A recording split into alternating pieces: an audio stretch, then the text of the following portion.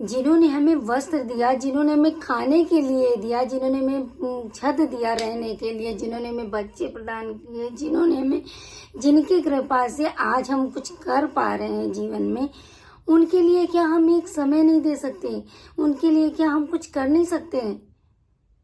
क्यों इनकी कृपा को हम भूल जाते हैं और दुखों का पिटारा लेकर सामने आ जाते हैं कि हे मेरे ठाकुर जी, हे मेरे किशोरी जी, आपने बड़ा अन्याय किया, बड़ा गलत किया, हमने तो इतने सारे किए थे भैया।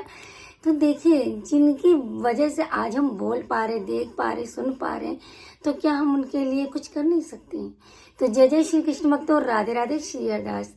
भक्तों कहते हैं कि एकादशी का जो व्रत होता है वो इतना ज्यादा महत्वपूर्ण होता है कि इस एकादशी व्रत को जिन भक्तों ने कर लिया उसे स्वयं ठाकुर जी के साक्षात दर्शन हो जाते हैं। बस क्या ही भाव होता है।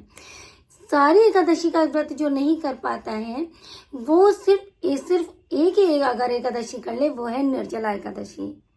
निर्जला एकादशी का व्रत कहते हैं सीधे वैकुंठ धाम पहुंचाता है, सीधे ठाकुर जी के श्री चरणों तक पहुंचाता है, सीधे हमारी किशोरी जी के श्री चरणों तक पहुंचाता है। बस श्रद्धा भाव से ये एक दिन का समय सिर्फ अपने ठाकुर जी के लिए, सिर्फ एक दिन का समय, पानी की एक बूंद ना पीजिए, पानी अन्न ग्रहण ना कीजिए, सिर्फ एक दिन आप अपने ठाकुर जी के लिए श्री हरि श्री हरि श्री हरि श्री राधा राधा नाम का जाप करिए। हम तो कह रहे एक ही दिन नहीं, अगर आपसे नहीं हो सकता तो आप ये निर्जला एकादशी जो कहते हैं भक्तों, आज हम वीडियो में जानेंगे कि ऐसा क्या करें जिससे हमें ठाकुर जी के श्री चरणों की रज प्राप्त हो, ठाकुर जी के साक्षात दर्शन प्राप्त हो, ठाकुर जी की छत्र छाया में। सबसे बड़ी बात होती है, देखिए लाइफ में क्या होता है कि जब हमारे साथ बहुत अच्छा हो रहा है कि बहुत अच्छा हमारा मकान बन गया, बहुत अच्छे हमारे सब कुछ व्यवस्थित हो गया, लेकिन क्या होता है, ये हमारी कृपा नहीं होती है। कृपा हमारी तब होती है जब इन हाथों से हम ठाकुर जी की सेवा करते हैं, स्वयं इन हाथों से ठाकुर जी के भोग प्रसादी बनाते हैं, तब जब इन हाथों से हमें ठाकुर जी अच्छे श्रृंगार करते हैं, तब इन हाथ जब इन्हीं हमारे शरीर को ठाकुर जी हमसे खेलते हैं। खेलने का मतलब होता है जब ठाकुर जी हमारे साथ लीलाएं करते हैं। जैसे कहते हैं ना, जब लाइफ में कहते हैं चारों तरफ से दुख आता है, चारों तरफ से कहीं कोई रास्ता नहीं होता है, तो हमको क्या लगता है कि ठाकुर जी हमारे साथ बहुत गलत कर रहे हैं। नहीं, ठाकुर जी हमारे साथ बहुत अच्छा कर रहे हैं, क्योंकि ठाकुर जी हमारे साथ खेलते बहुत हैं। क्योंकि भैया छोटो से लाला है ना, तो नटखट तो बहुत है, लेकिन क्या है कि वो हमारा हाथ हमेशा पकड़े रहते, बस हमें पहचानने की देरी हो जाती, क्योंकि हम परेशान हो जाते, ठाकुर जी गलत कर रहे। नहीं, ठाकुर जी बहुत अच्छा कर रहे हैं, क्योंकि सब ठाकुर जी कर रहे हैं भैया। ये सारी लीला ठाकुर जी, बस क्या है, एक भरोसा होता है, हमें ठाकुर जी पर भरोसा करना होता है। तो बस क्या, आज बात करेंगे निर्जला एकादशी के बारे में। जो भक्त कहते हैं कि आज इस वीडियो में पूरी आप लोग को जानकारी मिलेगी, निर्जला एकादशी में व्रत में क्या करें, क्या खाएं, पूजा कैसे करें, किस तरीके से इसका फल हमें प्राप्त हो। देखिए, तो सबसे पहले तो हमें फल तो अपनी अपनी भाषा में बोलेगा तो फल तो मैं नहीं प्राप्त करना, हमारी तो भैया लाइफ टाइम सेवा चलती रहती है। लेकिन फिर भी जो भक्त एकादशी का व्रत नहीं कर सकते, वो निर्जला एकादशी का, एक साल में एक बार निर्जला एकादशी आती है, उस व्रत का अगर आप व्रत करते हैं तो आपको पूरे साल के एकादशी का फल प्राप्त हो जाता है। अब बात करेंगे आपको क्या क्या करना है निर्जला एकादशी वाले दिन या एक दिन पहले। निर्जला एकादशी मान लीजिए अगर कल है निर्जला एकादशी, तो आपको बिल्कुल सात्विक भोजन करना है, आपको लहसुन प्याज बिल्कुल नहीं खाना है, ठीक है। और चावल उस दिन आपको, जैसे कि अब निर्जला एकादशी का आज कल है, तो आज हमें चावल बिल्कुल भी नहीं ग्रहण करने हैं, बिल्कुल सात्विक सादा भोजन करना है। फिर जब निर्जला एकादशी का जैसे आप आ जाएगी तो आपको ब्रश भी नहीं करना है। ब्रश से क्या होता है कि जब आप ब्रश करते हो तो मुंह में पानी कुछ ना कुछ तो एक दो बूंद की पानी के अंदर जाता ही जाता है, तो आपको उस दिन ब्रश भी नहीं करना। बहुत लोग कहते नहीं ब्रश करना है, तो हमारे हिसाब से तो नहीं करना है ब्रश बिल्कुल भी नहीं करना है। फिर उसके बाद में आप स्नान करिए। स्नान के समय आप राधा राधा नाम का जाप कर सकते हैं, और जल में आप जमुना जी का जल डाल सकते हैं। अगर जमुना जी का जल नहीं है तो आप गंगा जल भी डाल सकते हैं, वो डालकर स्नान करिए। अगर गंगा जल भी नहीं है तो राधा राधा नाम बोलकर आप उसे जल से स्नान करिए। फिर ठाकुर जी की सेवा करिए। अब सेवा में यहाँ बहुत स्पेशल होता है कि जैसे आम का सीजन है और ये भद्दर गर्मी का, देखिए इस समय मैं यहाँ बैठी हूँ तो बिल्कुल एकांत में बैठी हूँ, क्योंकि अगर पंखा चलेगा तो पंखे की आवाज आएगी, ठीक है, बाकी और किसी की आवाज है। तो इसलिए मैं एकांत में बैठी हूँ, गर्मी बहुत ज्यादा पड़ रही है। इस दिन आपको ठाकुर जी का आम का भोग, आम का रस, सत्तू है, खरबूजा है, ठंडी ठंडी चीजें का भोग लगाना है। और ठाकुर जी की जो सेवा में क्या करना है, उनको फूलों का श्रृंगार करना है, ठीक है। फूलों की तासीर ठंडी होती है तो उनको फूलों का श्रृंगार करना है। चंदन, जैसे मैंने आप लोग को बताया था जो चंदन सेवा होती है, उस तरीके से चंदन घिसकर आपको ठाकुर जी पे लगाना है, पूरे उनकी बॉडी पे लगाना है।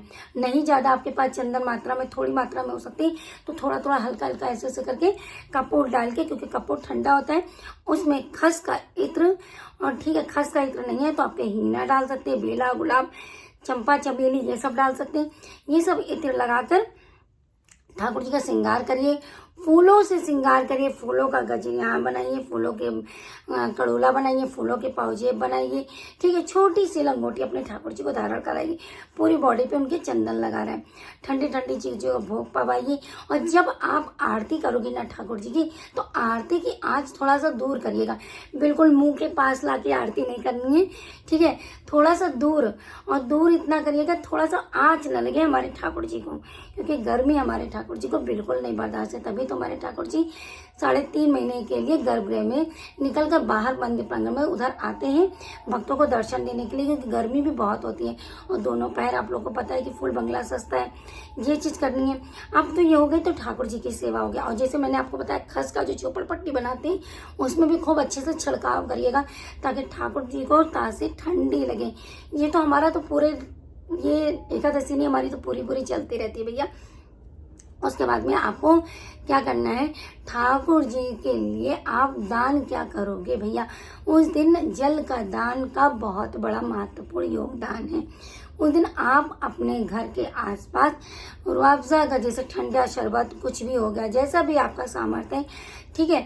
तो देखिए भैया क्या होता है कि मैंने बहुत लोगों को देखता नहीं है उनके पास, तो सिर्फ बताशा पानी ऐसे रख देते हैं, या रुआवजा ही बंटवा देते हैं, या बूंदी पानी करवा देते। जैसा भी सामर्थ्य आपके पास, पानी का दान जरूर से जरूर करिए, ठीक है। या नाम जाप करिए, खरबूजा भी काट के बांट सकते हैं, आम भी काट के बांट सकते हैं, आम रस भी कर सकते हैं। तो ये सारी सेवाएं आप जरूर से जरूर करिएगा। और अब आपको दान क्या करना है, तो आपको एक मिट्टी का घड़ा लेना है। मिट्टी का घड़ा एकदम साफ सुथरा होना चाहिए। मिट्टी का घड़ा लेकर उसमें थोड़ी सी शक्कर डालकर 7 बार उसे कलावे से लपेट कर उसे ढककर किनारे रख देना है। पंखा लेना है, क्योंकि गर्मी में पंखे का भी बड़ा योगदान है। निर्जला एकादशी में खरबूजा हो गया, आम हो गया, पंखा हो गया, सत्तू हो गया, और जो कलश है जो आपने 7 बार धागे लपेट के, कलावा लपेट के रखा है, उसे सुबह ही करके रख देना है। और शाम को जब आप मंदिर जाइए या किसी ब्राह्मण देवता को घर पे बुलाइए, उनको भोजन वोजन पवाइए, मतलब फलहार जैसा भी वो करते हो, तो उस तरीके से करके उनको दान ये जरूर से जरूर करें। मिट्टी के घड़े का योगदान सबसे बड़ा महत्वपूर्ण दान है इस वक्त में भक्तों, ठीक है। तो ये जरूर से जरूर करिएगा। तो और ज्यादा नाम जाप करिएगा। श्री राधा श्री राधा सबसे सरल और सबसे अच्छा नाम जाप है, वो है हमारी किशोरी जी का, हमारी राधा जी का। तो ये नाम जाप करिए। निर्जला एकादशी में ठाकुर जी की बहुत बड़ी कृपा आपको प्राप्त होगी। और आपको एक सत्य इतनी बढ़िया लीला बताने जा रहे हैं जिसको सुनकर आप भी अपने आंखों के आंसू रोक नहीं पाओगे। क्योंकि कहते हैं कि 90 साल की एक बूढ़ी मैया थी, सत्य बात है ये। 90 साल की बूढ़ी मैया ने, जब ये निर्जला एकादशी का बचपन से वो व्रत रखती थी, तो जब वो 90 साल की हो गई तो सब वहां के ब्रजवासी बोले, मैया तो काहे को निर्जला एकादशी व्रत रह रही है, तो भैया मर जाएगी। तो मैया ने बोला, ना मरूंगी तो इससे अच्छी क्या बात है, निर्जला एकादशी वादा मेरे ठाकुर जी मौके लेने आएंगे। तो भैया जब वो निर्जला एकादशी का व्रत करे थे, बहुत मुश्किल से व्रत होता है ये, तो जब उन्होंने व्रत रखा उसी दिन ही निर्जला एकादशी वाले दिन, क्योंकि मैया की आयु भी बहुत हो चुकी थी, तो ठाकुर जी नहीं, तो बस वो क्या बोल रहे थे, ठाकुर जी मुझे इसी दिन अपने पास बुला लो, ठाकुर जी मुझे इसी दिन अपने पास बुला लो, अगर मैंने ये व्रत आपकी सच्चे मन से करी है तो। यकीन मानो ठाकुर जी उसको स्वयं लेने आए। और जिस समय भक्तों बताते हैं माँ के बीच के लोग, जिस समय वो मैया मतलब ने अपने प्राण छोड़े थे, उस समय ऐसे हाथ करके बड़े चेहरे पे स्माइल थी, मतलब ऐसे देखने तो स्वयं नारायण के दर्शन करके, किशोरी जी के दर्शन करके वो वैकुंठ को चली गई। तो भैया इतना महत्वपूर्ण है ये, बस हम मनुष्य कर नहीं पाते। क्यों? क्योंकि भैया हमारे शरीर में सामर्थ्य नहीं है, क्योंकि हम भूखे नहीं रह सकते, हम पानी के बिना एक बूंद नहीं रह सकते। भैया करके तो देखो, बहुत इजी है निर्जला एकादशी व्रत, पता है। बस ठान लो भैया, करनी है तो करनी है। जब मैंने भी शुरुआत करी, अरे मैं कैसे रहूंगी बिना पानी के, कैसे रहूंगी, लेकिन भैया चुटकियों में हो जाता है निर्जला एकादशी का व्रत। बस क्या, प्रभु का नाम जाप करते रहो भैया, सब चकाचक हो जाता है। तो इसीलिए कहते हैं भक्तों कि जो भक्त, और ये भी बता दें आप लोगों को कि निर्जला एकादशी का व्रत जो भीमसेन थे वो कभी भी मतलब भूखे नहीं रह पाते थे, ठीक है। तो जब वो भूखे नहीं रह पाते थे तो उन्होंने कहा कि उनके जितने भाई थे वो एकादशी का व्रत रखते थे।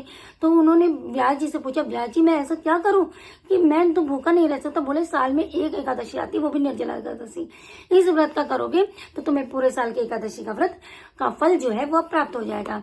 तो भीमसेन ने ठीक वैसे ही किया, साल की एक एकादशी आती थी, वो भी निर्जला, उन्होंने चकाचक व्रत रखा, ठाकुर जी के खूब कृपा प्राप्त करी। तो भैया प्रेम से बोल दो राधे राधे, और कमेंट में बता दीजिएगा कौन कौन निर्जला एकादशी का व्रत रखता है। तो सभी को राधे राधे, श्री कुंज बिहारी, श्री हरदास, राधे श्याम।